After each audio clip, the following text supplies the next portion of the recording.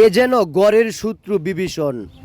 আপন ভাইয়ের হাতে যে আপনার বউ নিরাপদ, সেটা কিন্তু ভাবলে আপনি সবথেকে বড় ভুল করবেন। যারা প্রবাসে থাকেন এবং আপনার স্ত্রীকে দেশে রেখে গিয়েছেন, তারা আসলে কতটুকু সতর্কতা অবলম্বন করছেন সেই বিষয়টাও লক্ষণীয়। বাড়ির পাশে যখন ভাবি গোসলখানায় ব্যস্ত, ঠিক সেই মুহূর্তেই ছোট ভাই ঘটালো এক আজব ঘটনা। আর এই ঘটনাগুলো সাময়িক সময়ের জন্য নয়, এসব ঘটনা ঘটে হর হামেশাই। আপনি, আমি কিংবা কারো পরিবারে যদি এমন ঘটনা ঘটে, তাহলে সেটা হয়তোবা প্রকাশ পায় না, কিন্তু বিষয়টা বাস্তব। এমন ঘটনা অনেক পরিবারের ঘটেছে।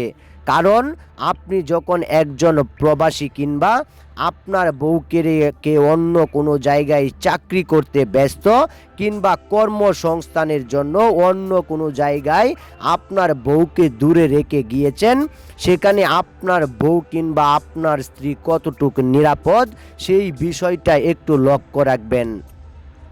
বাড়িতে যখন ছোট ভাই এমন ঘটনা ঘটালো ভাবির সাথে, তখন বিষয়টা আমাদের নজরে আসে। আর এখান থেকে আমাদের সতর্কতা অবলম্বন করা উচিত, কারণ কখনো কখনো যৌবনও অনেক কিছু ঘটিয়ে দিতে পারে। পরিস্থিতি যেমনই হোক, যখন এই বিষয়গুলো সামনে আসে, তখন আপনার আমার করণীয় কি? আসলে ফ্যামিলির শিক্ষা কিংবা পারিবারিক শিক্ষাটা যদি কারো ভিতরে না ঢুকে, সেখানে স্বশিক্ষায় শিক্ষিত না হওয়াটা সবথেকে মূর্খতার লক্ষণ। আর এখানে ঘটেছে ঠিক সেই রকমই একটা ঘটনা। বাড়িতে যখন এমন একটি ঘটনা ঘটে, তখন পুরো বাড়িতেই হর হামেশাই এমন কিছু শুরু হয়। কিন্তু আমার বিষয়টা হলো, যেখানে আপনার বউকে পাশে রাখার কথা, সেখানে তাকে দূরে রাখছেন। আর এটাই এখন কাল হয়ে গেল।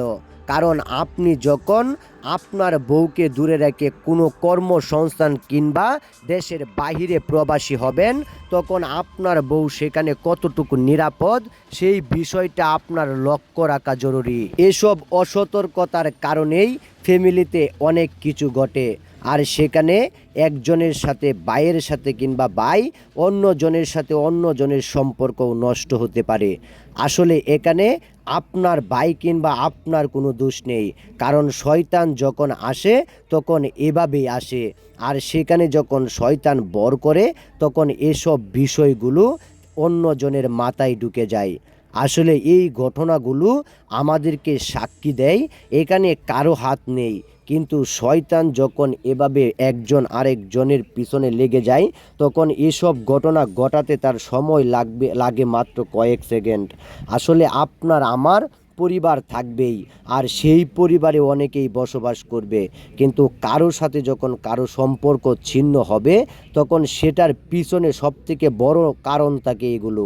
আর এই কারণগুলো কোনোভাবেই সারিয়ে ওঠা সম্ভব হয় না।